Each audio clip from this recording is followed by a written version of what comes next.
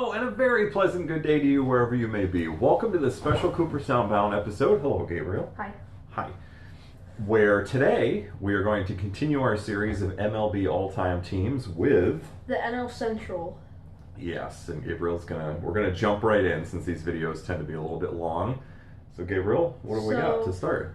The NL Central are the Chicago Cubs, the Cincinnati Reds, Milwaukee Brewers, the Pittsburgh Pirates, and the St. Louis Cardinals.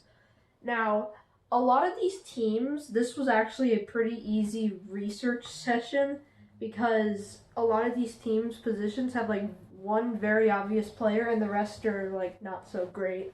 So, starting it off with the Cubs, who are one of the better teams, their catcher, an older player, Gabby Hartnett, who I think was in our top 10 catchers of all time video.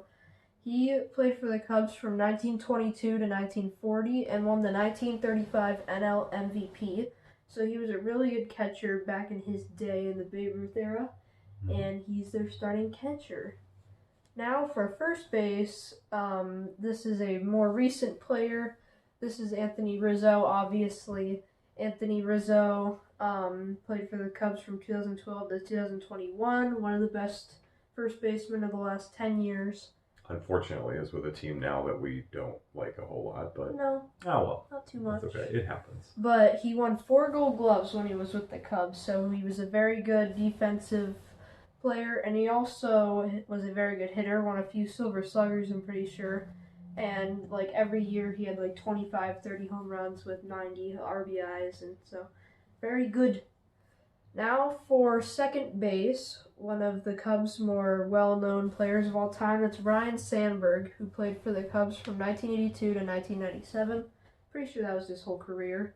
But Ryne Sandberg, one of the best players of the 1980s, if not the best, and he won the 1984 NL MVP. And I'm pretty sure he hit 40 home runs that year, suddenly out of nowhere, because he was really a contact hitter for his entire career. He was actually the highest paid player in baseball for a little while. I think in the early 90s, he signed like a $7 million contract, which sounds kind of ridiculous now, but back then it was like, oh, he's making $7 million. That's crazy. Now that's like the backup third baseman for the Washington Nationals. Yeah, pretty much. Okay. For third base, another very well-known player on the Cubs, this is Ron Santo, who is one of the most underrated players of all time. He played for the Cubs from 1960 to 1973 and won 5 Gold Gloves. He played with Ernie Banks on those good Cubs teams of the early 60s. They didn't obviously get a whole lot done as they were still on that massive World Series losing streak. Mm-hmm. But Ron Santo, a great player, and he's going to be their starting third baseman over Chris Bryant. Now for shortstop, this was not hard at all. The best player in the history of their franchise, Ernie Banks, played for the Cubs his whole career from 1953 to 1971, and he won back-to-back NL MVPs in 1958 and 1959. He won a Gold Glove in his career, surprisingly. He was not known for his fielding, though. Had great power, great contact, semi-okay speed, but every year he would hit like 35 home runs, 100 RBIs, so he is one of the best shortstops of all time. Now for left field, another great player who played on those early 60s Cubs teams, that's Billy Williams, who I'm pretty sure we actually have an autographed card of. We do, and highly underrated, too. Yes, as his career with the Cubs was from 1959 to 1974, and he won the MLB Player of the Year in 1972, although he finished second in MVP. But I'm pretty sure he had like a 1,000 OPS that year. Great hitter, okay fielder. He's not really known for his fielding, but he's their starting left fielder. Now for center field. This is a guy who I didn't know played center field. I thought he was like a right fielder or maybe even a first baseman, because he's a big power bat. Mm-hmm. And he was like 5'10" and probably about 220 pounds. Yeah, he's a guy. Yeah, he's built like a fire hydrant. Yes. And that is Hack Wilson, who played for the Cubs from 1926 to 1931. Had one of the best hitting seasons of all time in 1930, where he had an all-time record 191 RBIs. and he also had like an 1150 OPS, something crazy. A great power hitter back in the early 30s in the Babe Ruth era. So he is their starting center fielder. Now for right field, trying to remember who this guy beat out. Oh, Andre Dawson. This guy beat out Andre Dawson. Yeah, and I was we went back and forth on this one a little bit because I said you might want to consider Andre Dawson for this, but Gabriel, but I'm okay with who he picked. It's Sammy Sosa, who is obviously one of the most famous players of all time, kind of for the wrong reason, but he played for the Cubs from 1992 to 2004 and won the 1998 NL MVP. Of course, had that crazy home run race with Mark McGwire. He had 66 home runs in 1998, and he hit 60 home runs 3 times in his career, which is an all-time record. Only player to ever do it. Yep, and he didn't lead the league any of those years. No, because he did. He hit 66 in 1998, which Mark McGwire obviously hit 70. Then in 1999, he hit like 61, which Mark McGwire hit 65, and then in 2001. He hit 60, in which Barry Bonds beat him with 73, obviously. Yep. So he is their starting right fielder. Now for the starting pitching, I could have gone a couple ways. I could have gone a younger Greg Maddux. I could have gone Mark Pryor. And I also could have gone Fergie Jenkins, who won the 1971 NL MVP. But I went with an older player, Mordecai Three Finger Brown. I was wondering if you were going to get the nickname in there, and Three Finger. Yeah. And he was one of the best pitchers of the dead ball era. Pitched for the Cubs from 1904 to 1912, and had a 1.04 ERA in 1906, which would obviously be a record if it was in the modern era, but that's the dead ball era. And if you adjust that for the modern era, that'd probably be like a 2.2. 2.2 or so, because it was insane. Crazy low, but it was dead ball. Now for the bullpen, the Cubs have had a good bullpen in their history. Their first bullpen pitcher, one of the best relief pitchers of all time, that is Lee Smith, who pitched for the Cubs from 1980 to 1987, and he had a 1.65 ERA for them in 1983. Now, for the second bullpen pitcher, and this is Bruce Sutter, who you might see on another team later in the video, but Bruce Sutter had that nasty splitter, and he pitched for the Cubs from 1976 to 1980, as he was basically their closer before Lee Smith, and he won the 1979 NL Cy Young Award as a relief pitcher. So he had a great year that year. Yep. And that is the all-time Chicago Cubs. And now he's going to talk about the Reds. Yep, in just a second, though, one of the things that we talked about a little bit with the Cubs, and you guys might be surprised, at third base, Ron Santo over Chris Bryant. But Gabriel felt like, you look up the numbers for Ron Santo. Chris Bryant had a great rookie year, obviously. And also won MVP. Yeah. Right, but he kind of dropped off after that. A little bit, yeah. Yeah. He was still a good player, but yep. Ron Santo won 5 Gold Gloves. Chris Bryant was not known for his defense, and Ron Santo's probably a little bit of a better hitter. Yeah. So I picked him. Yep. So that is why. So look up Ron Santo, really good player.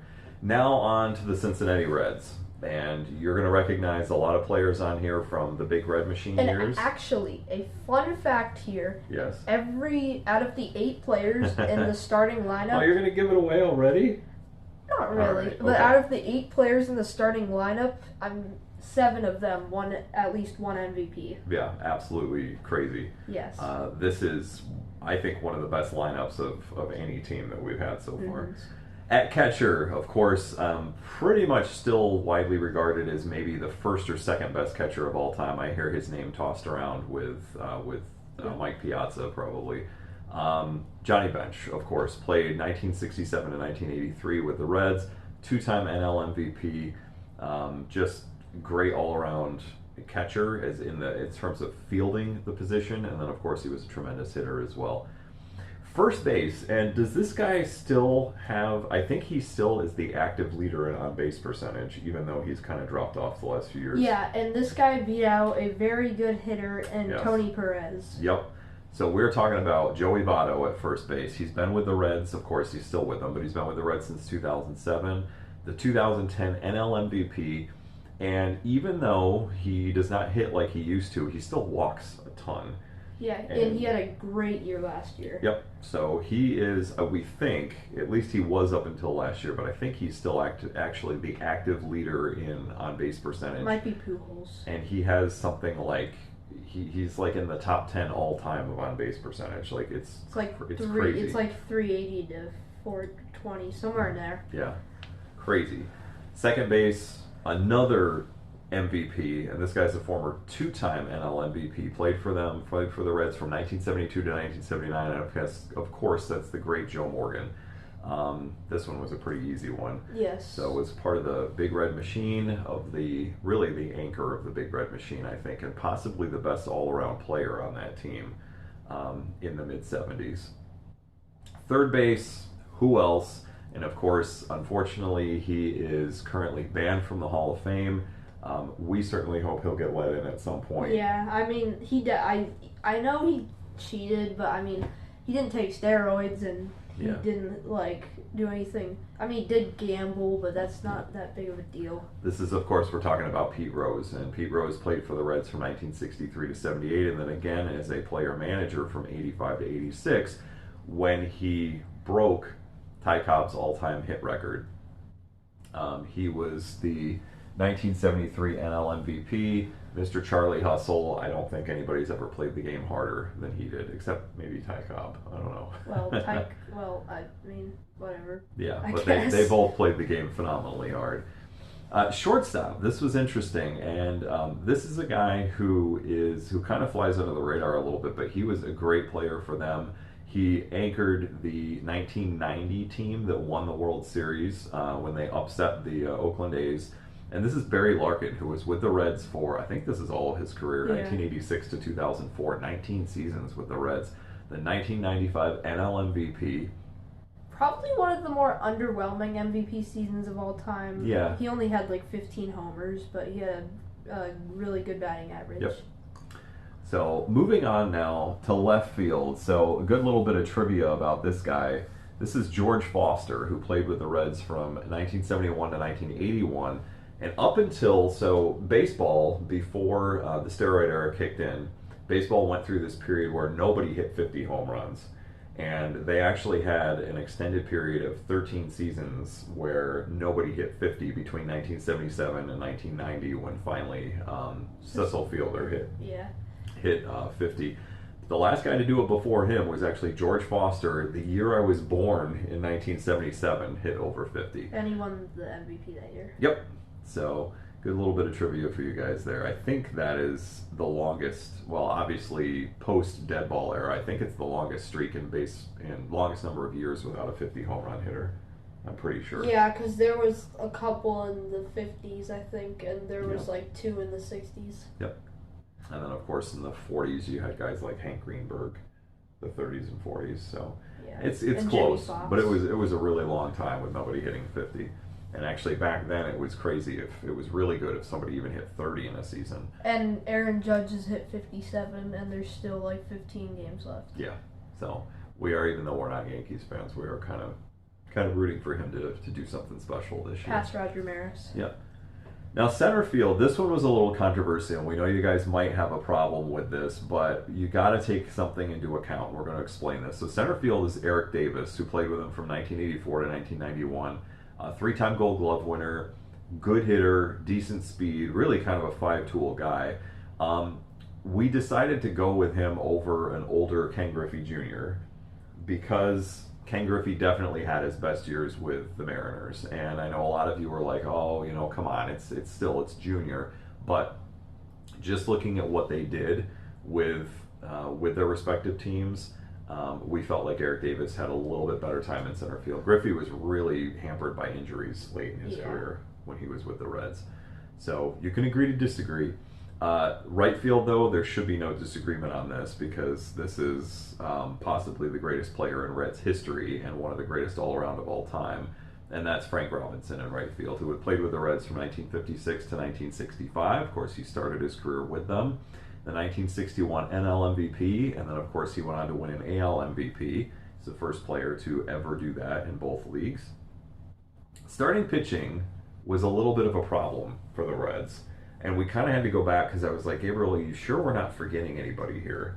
We're but not. but it was tough. We went all the way back into the 1930s and 40s for this. So our starting pitcher is Bucky Walters, who was a 1939 NL MVP. I know. Comment below if you've ever heard of Bucky Walters. Spent 11 seasons with him, won an MVP in the late 30s, in what was actually a really good league at that point, pre-World War II. So look up Bucky Walters, good stats. You're going to be definitely more familiar with the relief pitchers. So in the bullpen, first is the fireballer, Aroldis Chapman. Whether you like him or not, he was great all around with the Cincinnati Reds, and this is back in the day when he was throwing 103, 104, 105 miles an hour. With consistency, he was with them from 2010 to 2015. And he had a 1.51 ERA in 2012, just unbelievable. The second guy was another fireballer, actually, who's kind of gone on to be a commentator on baseball, a very entertaining guy, Rob Dibble, who was with the Reds from 1988 to 1993. He posted a 1.74 ERA in 1990 as I think he was the closer. Yeah, the main closer for that. Yeah, for the World Series team in 1990. So that is the Reds. Are you guys going to disagree with anything? You can certainly comment below if you do. And Gabriel's going to take us on to the Brewers. So now I'm going to do the next two teams because he wants to Brewers do the Cardinals. I like the Cardinals. I wanted to add the Cardinals. So the Brewers are probably the worst team out of this division all time. Starting it off at catcher, there weren't a lot of options, so I ended up going with Jonathan Lucroy, who played for the Brewers from from 2010 to 2016 and was a two-time All-Star with them. He was an okay hitter. He was probably about average for a catcher, and he was an okay fielder, but he was their best option.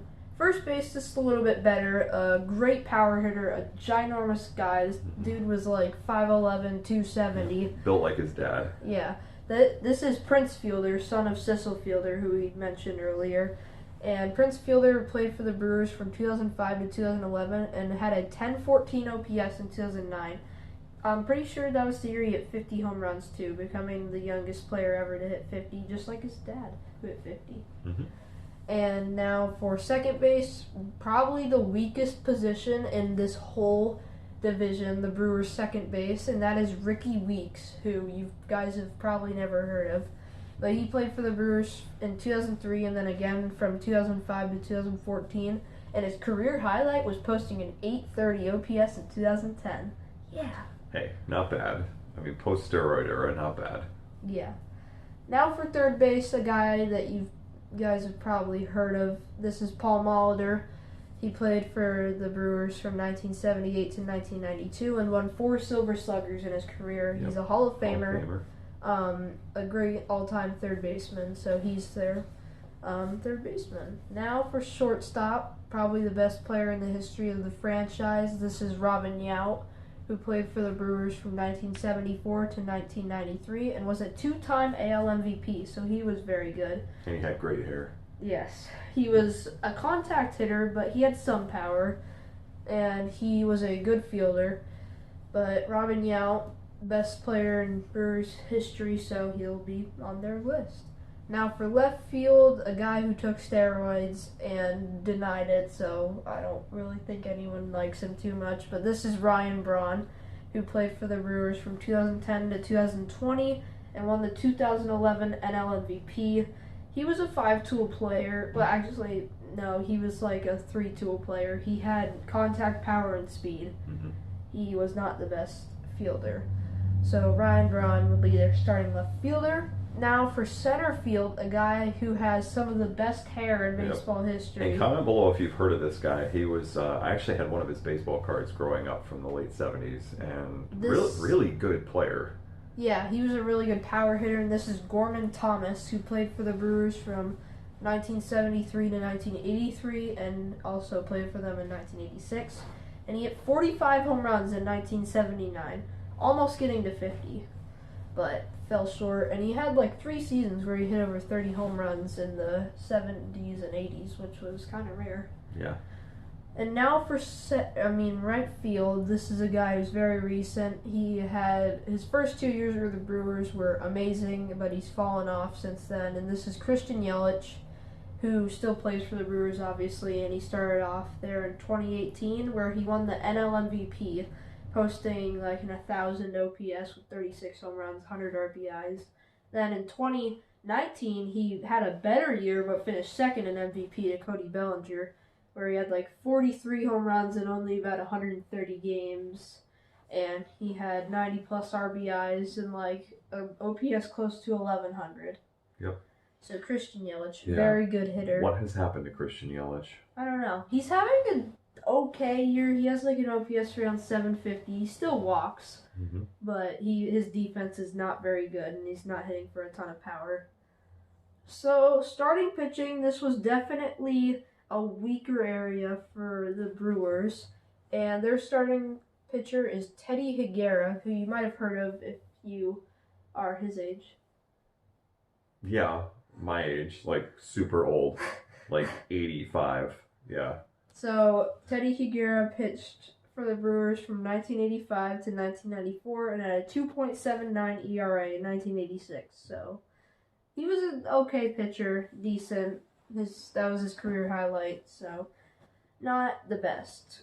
But the Brewers' bullpen over the years is very, very good. Their first bullpen pitcher was an older Raleigh Fingers, who was still very good. Greatest facial hair in the history of baseball, possibly the history of sports. Possibly, yeah. But he pitched for the Brewers from 1981 to 1985 and actually won the 1981 AL MVP as a relief pitcher. I know. When does that ever happen? I don't know. It was a strike-shortened year, but still. Yeah, that's crazy. When does that ever happen? Now for the second bullpen pitcher, more recent guy. Of course, you guys have heard of him. This is Josh Hader, who's pitched for the Brewers from 2017, and he got traded earlier this year to the Padres, and he has been awful with the Padres. But he had a 1.23 ERA in 2021, probably... Even counting, he's probably the best relief pitcher in the past 5 years, and he has some great long hair. Yeah, luxurious hair, yes. So he's their bullpen pitcher. Yep. Now moving on to the Pittsburgh Pirates. This is a good team, probably not as good as the Reds or the Cubs, but... Would you say this is the weakest lineup of this division? No, the Brewers. The Brewers, okay. And then probably them. I would have to agree. Yeah, I think the Pirates are a little better than the Brewers. Cardinals team is stacked. Yeah, and the Pirates have a couple of guys. One in particular who is, I think, in the top 10 all-time. Yeah, players. And one who is probably in the top 30. Yeah. And one who's probably in the top 70. Okay. And starting it off with the catcher position, a weaker position, but I ended up going with Jason Kendall, who was a pretty solid catcher back in his day. He pitched, He sat behind home plate for the Pirates from 1996 to 2004, and he appeared in 3 All-Star games. So he was a good catcher, an okay hitter, okay defender, kind of average, but he was their best option. Now for first base, this is a guy that is better, and he's one of the better first baseman of all time. He's really a primary right fielder, but there's a guy in right field that I couldn't pass up on, so I just put him at first base. And this is Willie Stargell. Willie Stargell played for the Pirates his whole career, I believe, from 1962 to 1982, and won the 1979 NL MVP, the year that the Pirates won the World Series. He's a 2-time World Series winner. Yeah, they won in the early 70s, too, with them. Didn't they? Oh, now I've stumped Gabriel. Great. I don't know. No, I believe they did. I think they won one other like one. In 71, maybe. I thought so. I don't Didn't know. I'm trying to remember now. They might. Comment below if the Pirates won in 71. But, yeah, Willie Stargell, a great player, great power hitter, so he's going to be their starting first baseman. Second baseman, this guy is a terrible hitter, awful, but he's one of the best fielders of all time, so he's going to be on this list. This is Bill Mazeroski. Known for one hit in his career. Yep, and his glove. Yeah. But he played for the Pirates from 1956 to 1972 and won 8 Gold Gloves at the second base position. So, great fielder. Hit probably the most famous home run, one of the most famous home runs in baseball history, walking off the Yankees in Game 7 of the World Series in 1960. So, Yep. He's their starting second baseman. Did you put him on there just because of what he did to the Yankees? Well, he was their best option. No, I know. I'm just kidding. Okay. Now for third base, a very old player, Babe Ruth era player. This guy's name is Pie Trainer. Pie Trainer. He trains pies. I don't think that was his real name. No. But he trains pies to play baseball. There you go. But Perfect explanation. He played for the Pirates from 1920 to 1937 and hit 366 in 1930, which back then was probably the equivalent of hitting like 320 now, but that's still very good. And he was a great contact hitter, had like a 310, 320 career batting average, so he's going to be on this list. He's a Hall of Famer as well. Now for shortstop, one of the best players of all time, top 10, no doubt. One of my favorites, the Flying Dutchman. Yep, Honus Wagner. He was obviously a very old player, played for the Pirates from 1900 to 1917, and he posted a 10.07 OPS in 1900, which back then is like 1100 today. In the dead ball era, having Yeah. 1,000 OPS, that's crazy. Yeah, that's crazy. He was a great fielder, great hitter, all-around player, had lots of speed. So he's going to be the starting shortstop. Now for left field, this was probably the tightest race out of anything, And Gabriel and I spent anywhere. a lot of time talking about this one. So- and in the end, he actually gave in to what I said, Yeah. which I was surprised So at. the two but- players are Ralph Kiner and Barry Bonds. A young Barry Bonds and Ralph Kiner in his prime. Fun fact about Ralph Kiner, he led the league in home runs 7 straight years, which is an all-time record. Yep. My argument was Ralph Kiner. I'll kind of say what he did. It's kind of like 1A and 1B.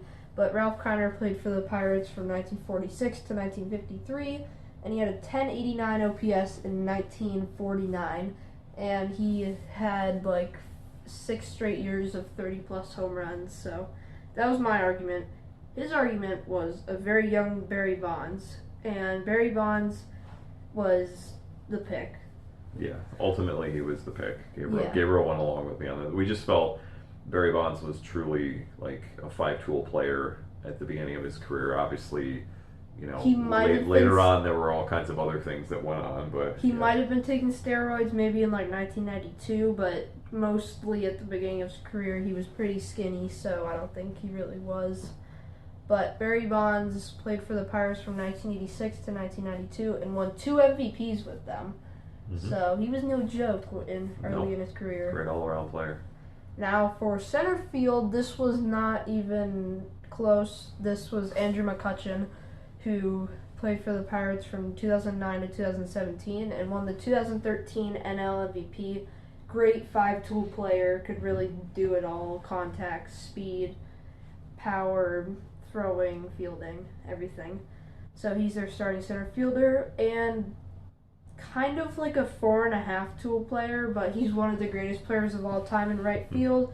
Probably the best player in the history of Pirates franchise. It's Roberto Clemente. I say 4.5 because it's really because his power isn't as much. How did you not go with Andy Van Slyke here? Really? Okay, Andy Van Slyke? I don't want to. I'm totally kidding. Roberto Clemente is the man. Yeah, Roberto Clemente played for the Pirates from 1955 to 1972. He won the 1966 NL MVP, had exactly 3,000 hits, might have even had more if he didn't die in 1972. Yeah. But he is one of the most legendary players of all time, one of the best people in baseball history. So he is going to be the Pittsburgh Pirates starting right fielder. Now for the pitching, and their pitching is terrible. Their pitching is absolutely atrocious. So their starting pitch. But this might be the worst pitching. I think this is the worst pitching lineup of any team we've done so far. So far, because the Yes. Rockies might be the worst. Yeah. But for the starting pitcher, this guy's my friend because his name is Bob Friend. There was not a whole lot of options. You probably haven't heard of Bob Friend, but he pitched for the Pirates from 1951 to 1965, and he had a 2.83 ERA in 1955. I don't know a whole lot about him, other than he's my friend. But For the two bullpen pitchers, probably two guys you've never heard of. The first one is Kent Tekulve. I think that's how you say it. He pitched for the Pirates from 1974 to 1985 and recorded 31 saves in 1978. So not too bad, but like, okay. Now for the other bullpen pitcher, this guy's last name is Face. There's a bunch of weird last names for the Pirates pitching, but his name is Roy Face, and he pitched for the Pirates from 1953 to 1968, so a long time. And he had a 1.88 ERA in 1962. Yeah, pretty solid. Yeah, pretty solid. So, cool. So our last team, Gabriel promised that I could end with the Cardinals. I do really like the Cardinals right now. They're probably consistently my favorite NL team. So Gabriel really likes the Braves. I don't know. I just always have liked the Cardinals. Great baseball town too. It's probably the best baseball town in MLB. So at catcher for the Cardinals, their current catcher, Yachty, of course. 9-time Gold Glove winner, just an absolute cannon of an arm. Famous as much so for his arm as his overall abilities behind the plate, because he actually saved so many stolen bases throughout his career because guys were just afraid to run on him. Yeah. Like, he dared guys to run on him, and he usually won. First base, again, this one really not even close. It's the machine, Albert Pujols. Played for the Cardinals, obviously, from 2001 to 2011, and then again this year, and looks like it's going to be his final year in 2022. He's sitting on 698 career homers as we make this video, and they have He'll get to 700. They have about 15 games left, and I think beyond anything else, except maybe the Rays winning the World Series, that's what we're rooting for this year, is him to get to 700. Yeah, definitely. So, tremendous all-around player, 3-time NL MVP. So we're really getting into the upper echelon there when you have somebody that's won MVP 3 times. Second base, just an absolute killer of a hitter. This is like late dead ball era into kind of early live ball era with Babe Ruth, but this is Rogers Hornsby, who actually has the second highest batting average of all time, second to Ty Cobb. He hit over 350 for his career, 2-time NL MVP. Third base, okay, we drop off a little bit here, but still a really good all-around player. In the 1964 NL MVP, he played for the Cardinals from 1955 to 1965, and that's Ken Boyer, also known as Clete Boyer. I'm pretty sure, yeah. Yeah, I think it's Clete Boyer, yes. Might be his brother. Might be his brother, yeah. So, shortstop, the Wizard of Oz, and somebody that we actually had the privilege to meet earlier this year at the Innings Festival over in Tampa. I was really excited about it. I think Gabriel was too, to meet Ozzie Smith. So Ozzie played for the Cardinals, of course, from 1982 to 1996. Not exactly a power hitter, since he didn't break 30 home runs in his career, but one of the greatest fielders of all time, 13-time Gold Glove winner, and actually a pretty good small ball player. Like, he could kind of spray the ball all over the field. He was very fast, too. Yes, and he was very, very fast. And speaking of fast, in left field, we have the former, before Rickey Henderson, record holder for stolen bases in a career, and that is, of course, Lou Brock, who stole 118 in 1974 and stole over 900 for his career. And he played for the Cardinals from 1964 to 1979. Total speed demon, but a great all-around athlete. Center field, power hitter from earlier this century, one of the great power hitters actually that the Cardinals have ever had, but somebody who really flies under the radar, and that's Jim Edmonds. Played for the Cardinals from 2000 to 2007. Also known for his glove, though. I didn't know he was one of the best fielders of all time. I did not know that Jim Edmonds was an 8-time Gold Glove winner. And he made one of the best plays of all time when he was the Angels, where he was diving for a ball at the wall and he flew out and made a catch that. He literally did like a Superman and caught the ball without even looking at the ball. Yeah. All right, and in right field, of course, we could not leave him off the list. One of the greatest players of all time, the man, Stan Musial, played with the Cardinals for his entire career from 1941 to 1963.